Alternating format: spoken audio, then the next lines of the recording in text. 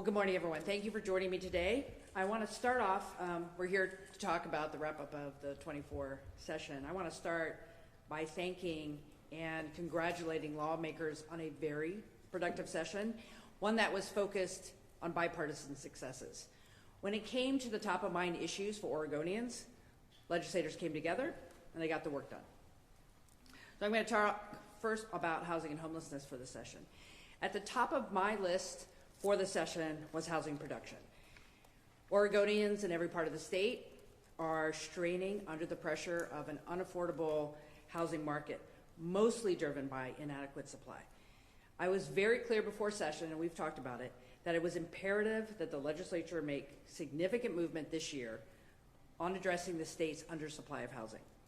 My one bill for the session on housing production, Senate Bill 1537, along with a companion spending bill, Senate Bill 1530, passed with strong bipartisan support.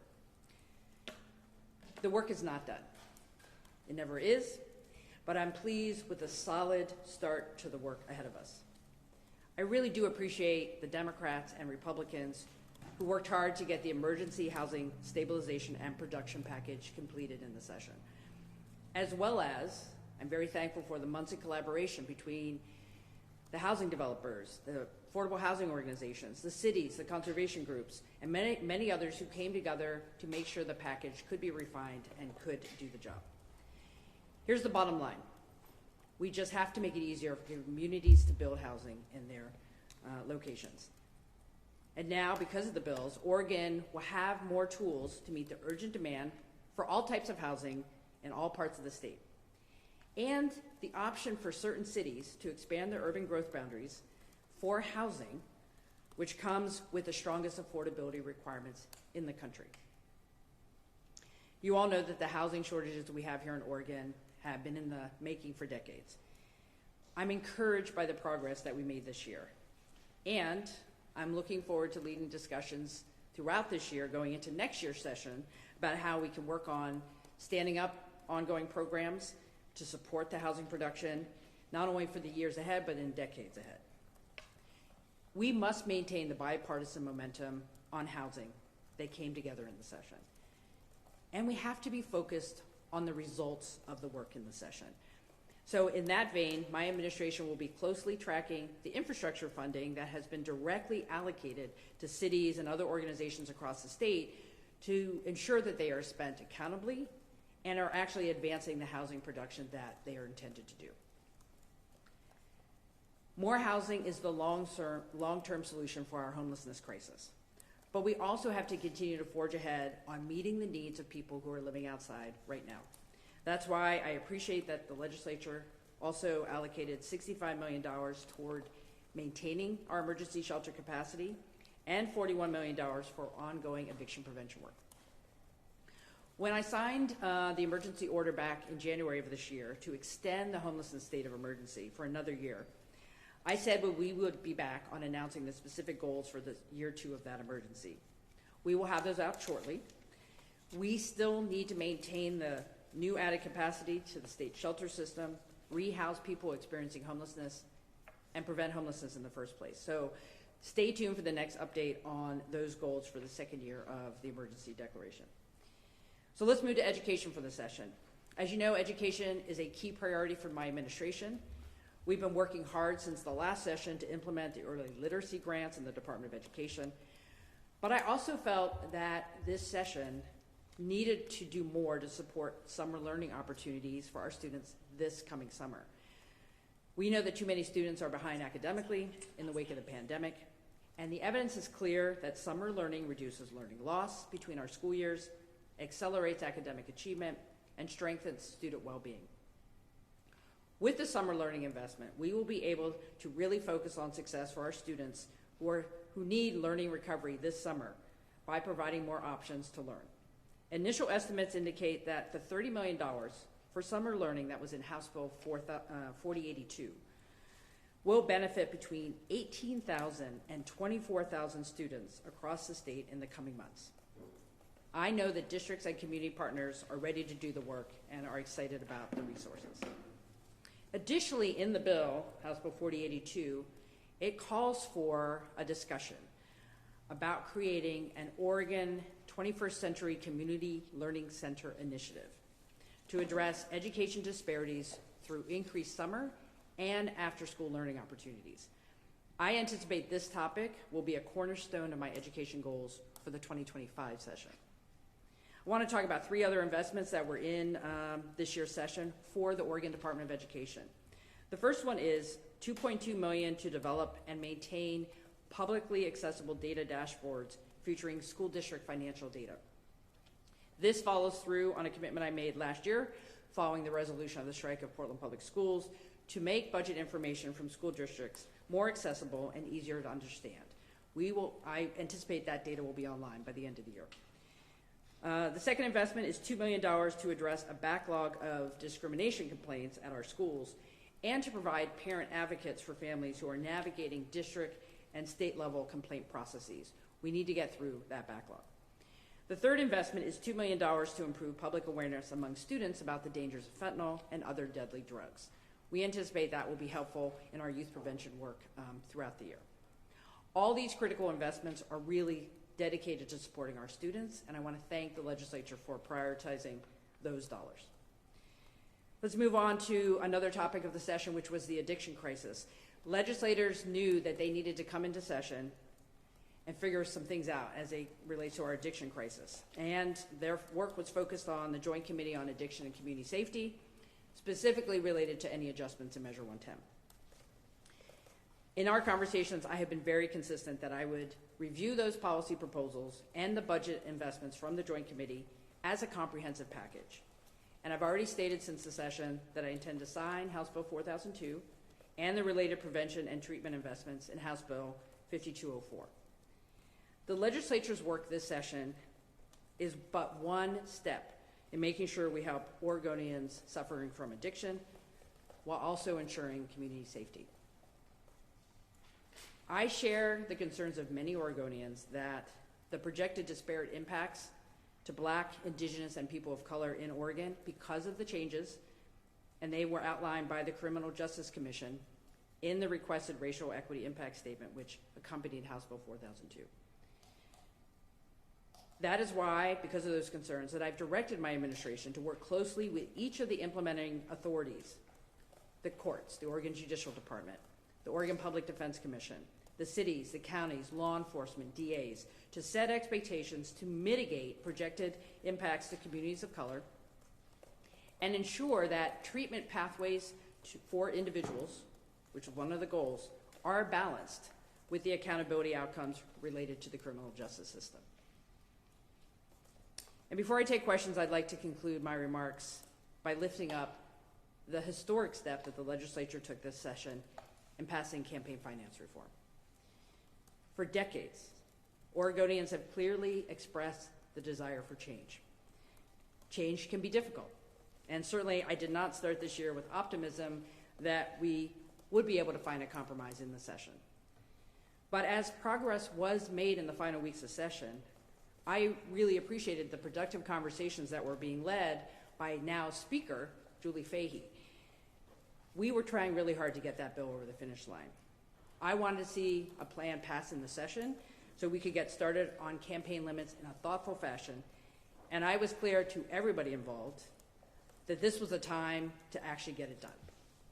So I want to applaud all the groups that came together, business, labor, good government groups, to deliver the changes that will strengthen transparency and confidence in Oregon's election system. I want to thank the legislative leadership for their commitment and urgency in what was a very busy session to get the right policy done this session so we could prevent a divisive fight at the ballot in November. We now have a pathway to campaign finance reform that I think is good for our state, and I really want to thank people for getting that done. Because this is how Oregon should be solving problems. Bipartisan fashion on issues that matter to Oregonians and getting it done in a way that we can now implement. So with that, I'd be happy to take any questions. Governor, you were really clear before the session as pertains to Measure 110. You were looking for a balance, right? Treatment, but also re-equalization to be part of it. It's not just sort of the disparities that we've learned about what we might expect from this. It's thousands of people convicted every year. The CJC doesn't think many of them them will even be offered the option for conditional discharge, which is how they would have their charges dismissed by completing treatment. Hundreds of people in jail. When you look at those numbers, I mean, how do you square that with the balance you were trying to strike? Because I think in some people's mind it feels very much like it will just be a return to 2019. So how are you thinking about it? Well, what I can say for what the legislature came up with, it's not where we were before Measure 110. I think it's a different approach, and the amount of investments they are putting into what they are calling deflection for those initial contacts that people are having with local law enforcement, that they do result in better pathways to get connected to services. What we see in 4002 is an attempt to say this is still a public health emergency. I think that's what Oregonians believe. And there are some people who believe that some connection with local law enforcement is a helpful motivator for some folks to get into treatment. I think what you see in the bill is an attempt to say, if that is true, let's make sure folks are getting to treatment. I can't speak to the numbers of folks who are incarcerated now. I mean, many of those folks have multiple issues and are not just about possession, which is what the misdemeanor is about. But what I'm focused on right now is making sure we can get that balance. We're trying to figure out right now how we communicate with all the partners involved at the local level, because again, this is all implemented at the local level. Local courts, local law enforcement, local treatment providers. We want to have consistency across the state. We want to set some goals and expectations about what that looks like. We want to make sure the investments that were in the package for shovel-ready projects actually stay on pace. So my job is to make sure we can get the components implemented, because I think it focuses on public health with a balance with community safety in a way that if we can do it based on what the goals of the legislation were, I think it will help people and also keep our community safer. So just real quick, when you say that you're going to be watching for disparities and monitoring, what actual power, given the fact that this nexus is on local courts and all that, what power do you feel like you have as the governor to steer the ship if you see it going amiss? Yeah, well, just to recall, when I was speaker, I was very active in some of the disparate impacts we would see with profiling and car stops and pedestrian stops. We have gotten better as a state at collecting data, so we want to make sure the Criminal Justice Commission can collect the data, and we will continue, honestly, to observe and see if there have to be any changes. I think it's important for Oregonians to know when a bill passes, it doesn't set in stone, right? There will be evolution of, does it need to be adjusted? Do we need different investments? My understanding is the Joint Committee for Legislature is going into the interim and into next year. You see it in some of the reports that have to come back. This is not a one and done conversation. This is, here's the next path. Can we implement it? And are people going to do what they say they were going to do? You know, we have counties saying they're voluntarily going to implement the deflection. Are they going to do it? Are they going to do it well? Do they have what they need? These are the types of things that as a state, we can dive deeper into local level issues and then be with them as a partner to say, okay, you need something else? Let's come into 25 and ask for whatever it is you're looking for. I think one of the biggest issues will be workforce. And that's something we're focusing on the behavioral health side, but also on the criminal justice side and public defense. We have to focus on the workforce of the individuals to make these things work. And so that's something we can bring to the conversation as a state as well. Remote question. I have a question from Carlos Fuentes of the Oregonian. Will the campaign finance laws potentially lead to more independent expenditures and overall less transparency in political contributions? Well, to remind folks, the new limits, and it will take extensive changes in the reporting systems that we do currently have, and they'll go online, I believe, in 2027. There is a possibility about increased level of independent expenditures, and for the general public, that means organizations who come together on political activity that do not fall under traditional political action committees for candidates. It's what you see in other states. You see this activity in an independent fashion that is independent from the actual candidates themselves. I hope we can avoid that, but I do think we see that in other states, and it's something we have to continue to monitor, because that could create a dynamic that would leave money in the political campaigns, but in a way that could be somewhat a lot different than what we have now in Oregon. So it is a challenge and a possibility. Blair? So my question is back to 4002. You said you intend to sign it, but you haven't signed it yet. Is there anything in the bill that would make you not sign it? No, I will be signing it. What we're waiting for is, as you know from last year, I think it's important to have intent along with signing. So we're putting together a signing letter to say this is what we believe our next steps, so we want to have that ready. And frankly, we're still waiting for the legislature to sign all the bills because we don't have them all yet. Session just ended last week. We don't have all the bills yet. So, Peter. Let me ask you a question about next section, transportation. Senator Gorsuch said he welcomed your letter to the Transportation Commission because he said the pressures were, in his terms, insane. But some people are interpreting your letter as no tolling ever, and I know that's not what you said. And Senator Gorsuch and Representative McLean said they will need to consider that as an option if they're going to finance any of these projects that might be in the next transportation package, given that you have warned against the legislature raising fuel taxes and the truckers are already suing over the weight mile tax. You know that ball is not yet in your court because the legislature hasn't met to discuss this. They are laying out a public process. So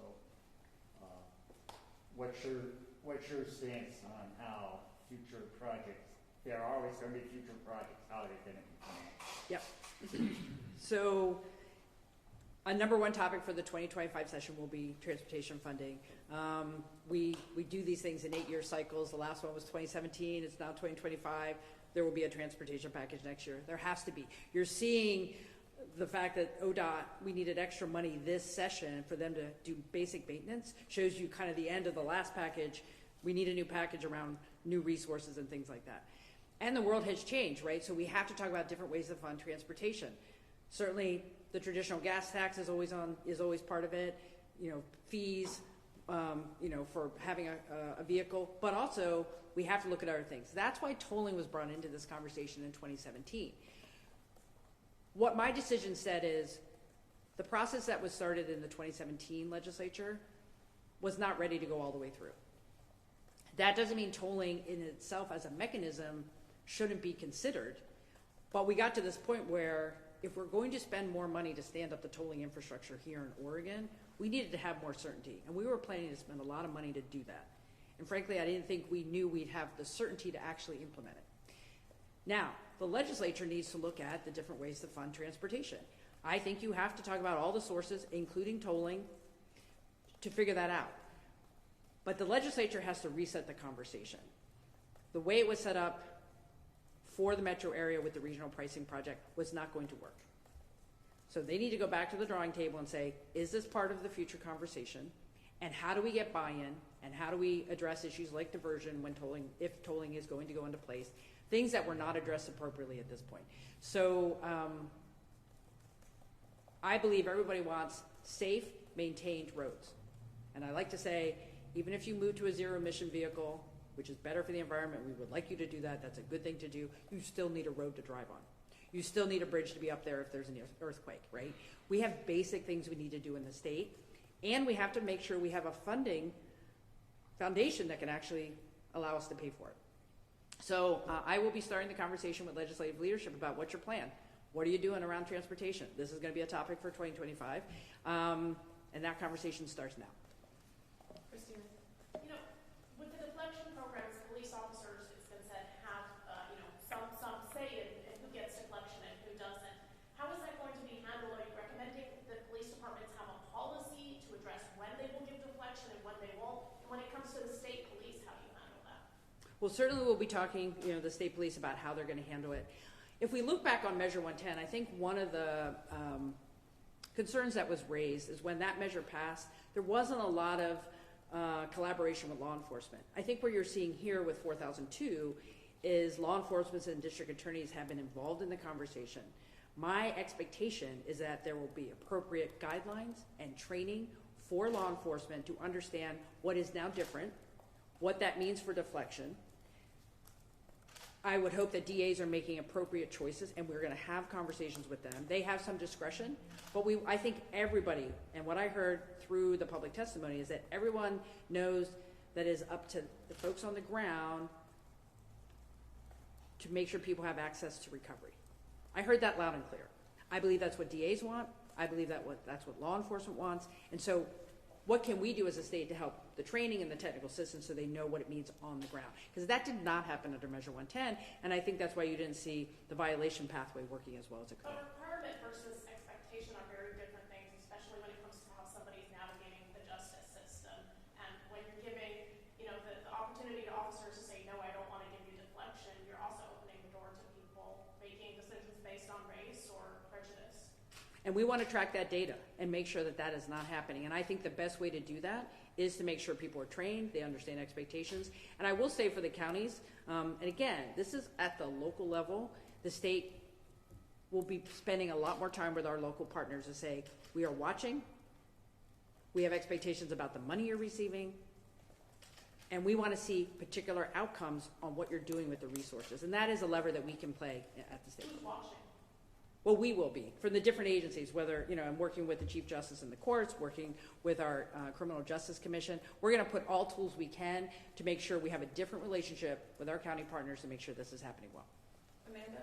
Yeah, so off of Christina's question, you mentioned training to help prevent discrimination. Have you had conversations about what that training looks like or involves? Not yet, but we will be having that conversation with our experts here at the state. I do believe that when we, again, going back to the work that we did a few years ago about pedestrian stops and car stops, we have seen improved numbers because I do think there has been different training at the department that does the training for law enforcement. We need to do continuing education. That is something we want to add to this mix. And I'll just be clear, we might not have all the resources. This might be a 2025 conversation for additional resources. We're going to take this 1 month at a time, making sure we can set up by September the pathways to deflection that are required in the bill. Remote question. Yeah, question from Dick Hughes. Why wait a week for a press conference about the legislature ending? Well, didn't they finish late on Thursday night? And then I thought they were going till Friday, and no reason other than you're all rested and maybe have better questions today. That was it. Although I heard they talked to you late into the night on Thursday, so God bless you. That wasn't me. So. Yeah, Governor. I'm looking at deflection. You've got 23 counties that said we'll do it, 13 that don't. So when we're talking about consistency, do you have any concerns about the 13 that don't, and how can that really be a consistent system when some counties have it and others don't? I think this will be a transition for our more rural counties. And again, what I was told is, even though some counties did not sign on to say that they would voluntarily participate, I think that was a timing issue for some. They had to have actual local conversations about that. Others were more prepared to get in when they were asked. The size of the county matters, the resources matter. Do we need to take more of a regional approach so they can participate? So those are some of the questions I think we have to go back and talk to those counties and say, what do you need? There will be a bit of a transition, but our largest counties are in terms of voluntary deflection. Diane? Yeah, and then going back to the topic of education, you mentioned some of the work that came this session around the dashboard and budget transparency following the Portland strike. And I'm just kind of curious, Salem Kaiser, April 1st might be seeing a similar strike too, but on looking ahead at the 2025 session, what the conversations have maybe looked like on surrounding school funding and, what you're hoping to maybe see as schools try to continue to navigate this. We've already begun that work with legislators and other education partners about the modernizing of the current service level calculation to make sure that what we believe are the basic needs of districts actually meet their financial needs. And I think there's been a bit of a disconnect, and that came up in the PPS strike conversation. So those things are starting. There'll be some work groups. There's other groups looking at the connection between funding and outcomes. So there's going to be a lot of work in the interim that we will be having an oversight role on and a coordinating role on. As it relates to Salem Kaiser, I hope that they continue to stay at the table to try to avoid a strike. That's in the best interest of the students. I know they just settled their classified staff contract. Good leaders in the district. I think they're really trying to get it done, and I hope they can. But the 25 conversation is about, do we have the right calculations for our districts? Because I think what you're hearing now is there's a real disconnect between what we think is base funding for our schools and what they need to operate. And we need to fix that formula if it's not right. Elise? You said it yourself. You think that the people of Oregon really feel like this is a health issue, going back to 4,002. But also that the state really kind of dropped the ball when it came to implementing Measure 110 and making sure that funding got out the door, all the resources got set up, and that treatment was available for people. So, with this big change that you're happening, I know that, Measure 110 funded groups really still feel like OHA hasn't fully supported them in standing up their recovery, offerings. So what are you going to do to make sure that they still feel like they're supported with the cannabis dollars that they're getting to make sure that they can rapidly expand access to care while also having this impending deadline of September 1st for these deflection programs, and be as clear and specific as possible? Yep. Thank you. Well, first of all, I don't think it's all up to the providers who are getting the marijuana resources through Measure 110 to solve all of this. This is a much broader conversation about our complete system of recovery services. For example, there's $18 million in the housing bill for recovery homes. We're talking about new treatment facilities, and there's a whole host of them, some culturally specific, very impressive, specific investments on treatment. As it relates to the operation at OHA, I've been very clear with the agency. I read the audit from the Secretary of State. We need to be more intentional about how the money that's going out through the networks, the behavioral health resource networks, the burns through the Measure 110 money, that they understand what their goals are, they understand what the outcomes that are expected. This is probably getting too much in the weed, but when Measure 110 was passed, marijuana revenue was seen to be going through the sky. It's not doing that anymore, right? So it's going to be more on a flat kind of trajectory. So making sure that the things that have been stood up in this biennium for those dollars actually can continue. So that's a question we're engaging with the health authority. We need a new director there.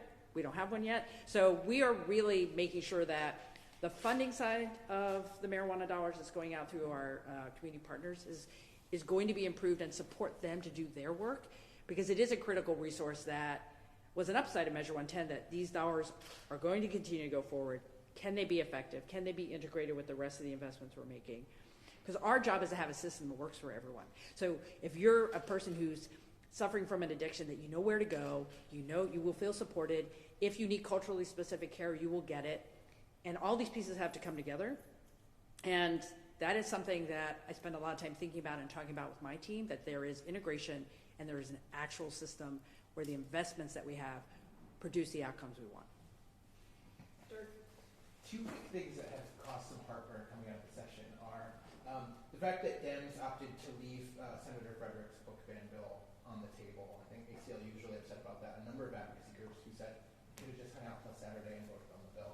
I'm interested in your take on that. I'm also interested in some of the angst over spending money on, for instance, $15 million for the hops in the budget bill, as opposed to $15 million more for housing, $15 million more for treatment.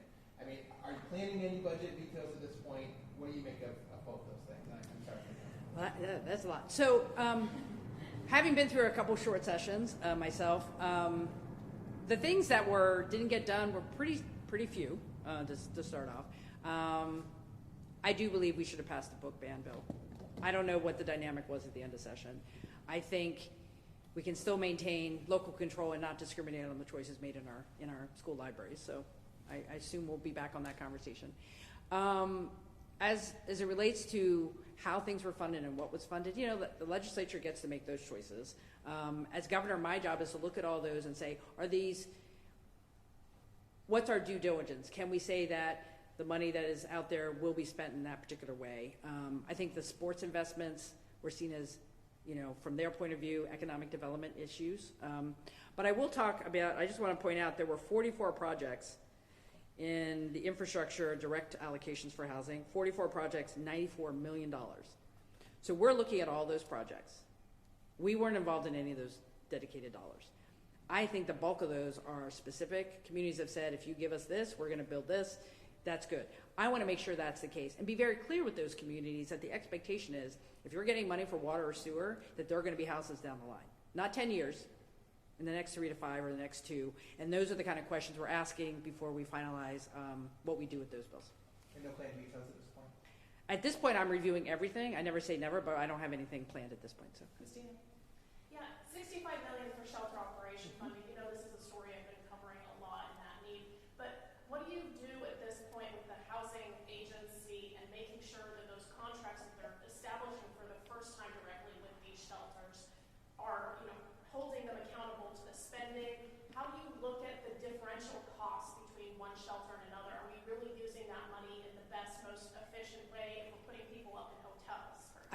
feel like you should be in my meetings with me because we're having these exact conversations like almost every week. It is a change in practice for the state to be having some of these direct contracts for shelter providers. That's not how it's normally been done. So we're being very clear about trying to get a sense of what is an appropriate level of cost to operate shelters. Not to make it difficult, but getting some line of sight of what the operational costs are. Because at the end of this biennium, for me, the goal is to say, we understand the shelter system much better than we did 2 years ago. We understand what it costs to maintain it. We understand what the expenditures are, what people need to be paid, what it costs to actually operate. Because we're going to be coming back in 25 and saying, we still need this shelter capacity. We understand how it's being spent. We understand the outcomes. We are tracking the data differently. Because it's a big investment to continue to do this. We're not going to solve our homelessness crisis in 2 years. We need this system to be out there for the next couple, and we want to make sure it's doing everything it can to be accountable and effective. And that's something we as a state will be doing differently in coming But for forward. example, are we really being affected if we're spending, hundreds and hundreds of dollars a night even sometimes to put people at the hotels instead of building a shelter? And how are you looking at that? Well, the most cost-effective thing we can do is prevention. I mean, I'm going to be really upfront. So I'm glad we have additional prevention dollars from the legislature. That is the cheapest thing to do. Keep people housed and where they are before they become unsheltered. We do want to be asking the questions because sometimes it is more cost-effective, to do one-offs and put somebody in a motel. I'm also a big fan of Project Turnkey. You know that. When we buy motel sites, the communities buy motel sites that can be easily renovated for shelters and where you can bring services to. They've had a lot of success. So I feel good about where Project Turnkey site projects are. But getting some systemization across the state around what it means to be a shelter operator is new for our state. And it's something that we're bringing to this so we can manage to a very difficult crisis in a better way. Ben? Yeah, Governor, I've talked to some residential addiction providers who say that they've had trouble accessing OHA funding from the 2023 allocation the legislature gave from them for shovel-ready projects. So any thoughts on what the state can do this year to speed that work up? We have been asking the agency, what is still left? What is in the pipeline? What are you planning to fund? What are the holdups? In some cases, the holdup is on the recipient's end. Some of it's on the agency end. But it doesn't matter to me. I just want to make sure that we can get resources out the door so things can be built, whether it's new or renovation. And I think that's why you see some of the things that legislature did on the direct project allocations that they did. But it's not going to be any different from my point of view. Let's talk about Multnomah County. Multnomah County is set to have $25 million going to Multnomah County for their sobering center that they see as kind of the linchpin of their service delivery system. I want to know how that money's being spent. I want to know when. I want to know what they're doing first. I want to know where the location is. That's the kind of questions we're going to be asking everyone so we can say with certainty, we know you're doing what you're supposed to be doing with those dollars and we're going to see the results. That is a increased role for the state. Sometimes we've been like, we'll just send you the money and not say anything. Those days are over. I want to know exactly what you're doing with the money, and I'll make sure it's serving your community.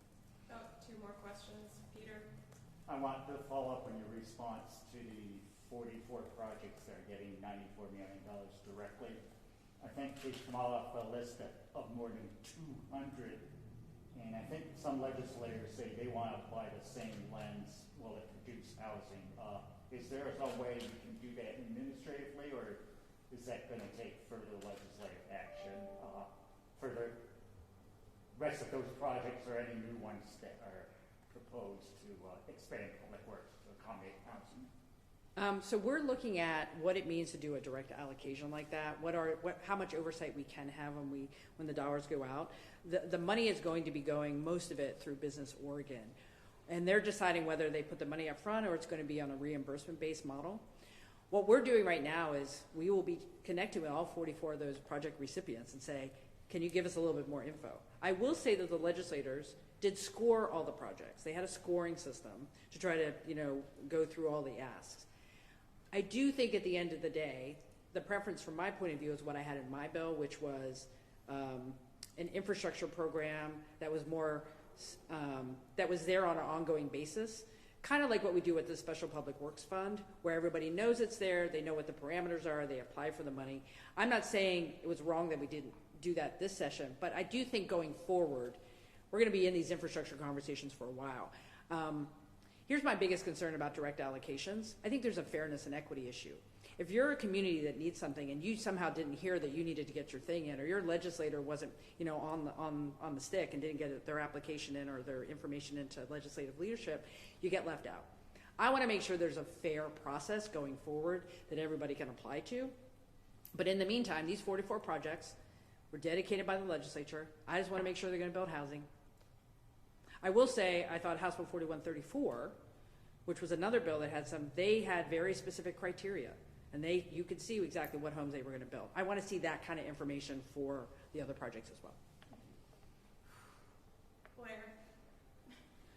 Back to tolling. How do you see projects like the Rose Quarter being funded? I know ODOT was partially relying on toll revenue for that. Yes.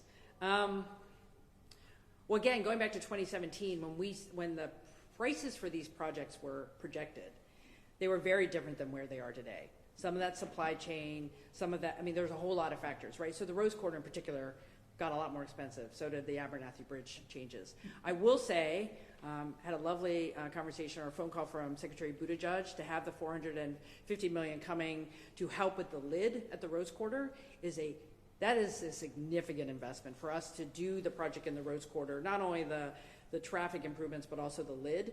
That was really critical for us. The legislature, one of my priorities for 2025 is that the funding that they can pass will actually follow through on the commitments we made 8 years ago. Rose Quarter, Abernathy Bridge. I want to be really clear with legislators. We have to do the basics and commit the projects that are in the queue before we start new projects. And so they're going to have to figure out how to fund those things first before we talk about any new projects. And that's Rose Quarter. That's Abernathy. Abernathy will be done, but with our other things on 205, there are other things in the metro area, and there are other projects around the state that we've committed to. They have to get funded and done before we start anything new. Plus, we have to have basic maintenance and all those kinds of things as well. Okay. Thanks, everybody.